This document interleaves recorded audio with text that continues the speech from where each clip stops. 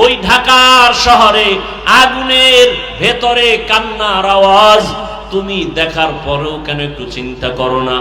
মা বাবা কোনোদিন তো স্বপ্নেও ভাবে নাই আমার ৬ষ্ঠ শ্রেণীর সন্তানটা মরে যাবে, আমার ৪র্থ শ্রেণীর সন্তান দুনিয়া থেকে চলে যাবে।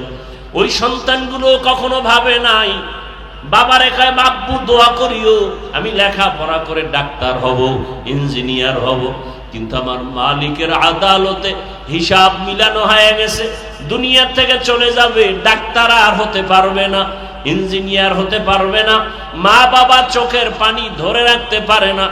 আমার কত স্বপ্ন সন্তানটাকে দিয়া, একটা মা বাবা নিজে না খাইয়া সন্তানের পেছনে সময় ব্যয় করে, নিজের ঘুমের চিন্তা করে না, খানার চিন্তা করে না। ও সন্তানেরা, ওই মা বাবার স্বপ্ন বাস্তবায়ন যদি করতে চাও, মা বাবার দোয়া ছাড়া কোনোদিন সামনে আগানো সম্ভব না। কিসের বাহাদুরি করো রে বাবা, যে এখনো সময় আছে, তওবা করো। কোন দিন আজরাইল এসে তোমাকে আমাকে নিয়ে যাবে বলা যায় না। তওবা করো আর মনেরে বুঝাও, আমার মতো যুবক যদি স্কুল কলেজে পড়িয়া নামাজ পড়ে আমি পারবো না কেন? তোমার আমার মতো যুবক জেনারেল লাইনে থাকিয়া র‍্যাব, আর্মি, পুলিশ, বিডিআর এর চাকরি করে 5 ওয়াক্ত নামাজ পড়ে তুমি নিজেকে প্রশ্ন করো, তুমি কেন পারবা না? তোমার মতো কত জেনারেল লাইনের সন্তান রাস্তায় গাড়ি চালায়, এক বেলার নামাজও ছাড়ে না, বলো বাবা তুমি কেন পারবা না? তোমার মতো যুবক নদীর মধ্যে মাছ ধরে নামাজ পড়ে, তুমি পারবা না কেন? পর্দার আড়ালের মা বোনেরা, আপনার মতো কত মা কত বোন এখনো আছে, পর্দা করে, মোবাইলে সময় নষ্ট করে না, স্বামীর মাল হেফাজত করে, 5 ওয়াক্ত নামাজ আদায় করে। এরে আম্মা জানেরা, আপনারা কেন পারবেন না? বৃদ্ধ বাবাজি, আপনার মতো কত বুড়ারা মসজিদে গিয়া 5 বেলার নামাজ আদায় করে, আপনি কেন পারবেন না? এখনো সময় আছে, তওবার দরজা দিয়া আমার আল্লাহ আপনাকে ডাকতেছেন, বারবার ডাকতেছেন। তওবার দরজা খোলা।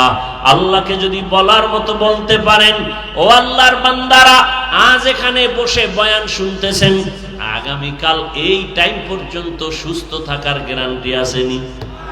আছে? রাতের বেলা ঘুমায় যাবা, ঘুমের মধ্যে যদি আজরাইল এসে হাজির হয়ে যায়, বলা যায় না। অতএব এখনো সময় আছে, তওবা করো। মনেরে বুঝাইয়া আল্লাহকে মনে মনে বলো, হে মালিক, জীবনে তো গুনাহ কম করি নাই, আমার গুনার খবর আমার জমিনে কেউ জানে না। ও আল্লাহ, তোমার দেওয়া পানি, তোমার দেওয়া বাতাস, তোমার দেওয়া সূর্যের আলো, চাঁদের আলো ভোগ করি, অথচ আবার তোমার সাথেই নাফরমানি করি।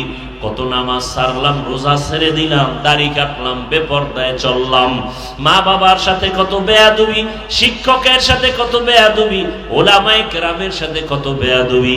আল্লাহকে মনে মনে বলো, হে আল্লাহ, জীবনে আর কোনোদিন গুনাহ করব না, নামাজ ছাড়বো না, বেপরদায় চলবো না, মা বাবার সাথে বেয়াদবি করব না, শিক্ষকের দোয়া নিয়া, ওলামায়ে কেরামের পরামর্শ নিয়া, নবীজির আদর্শ মেনে জীবন চালাবো। স্কুলে পড়িয়াও নামাজ ছাড়বো না, ডাক্তার হলেও নামাজ ছাড়বো না, ইঞ্জিনিয়ার হইয়াও নামাজ ছাড়বো না, মা বাবার সাথে বেয়াদবি করে বরদোয়া নিবা না। আল্লাহর কাছে যদি মন খুলে বলতে পারো, আল্লাহ তওবার দরজা দিয়া তোমাকে মাফ করে দিবেন। মনেরে বুঝাইয়া তওবা করো, আল্লাহর কাছে এখনো তওবার দরজা খোলা। 2 ফোঁটা চোখের পানি ছেড়ে দিয়ে আল্লাহর কাছে কান্না করিও, আর আল্লাহর কাছে ক্ষমা চাইও।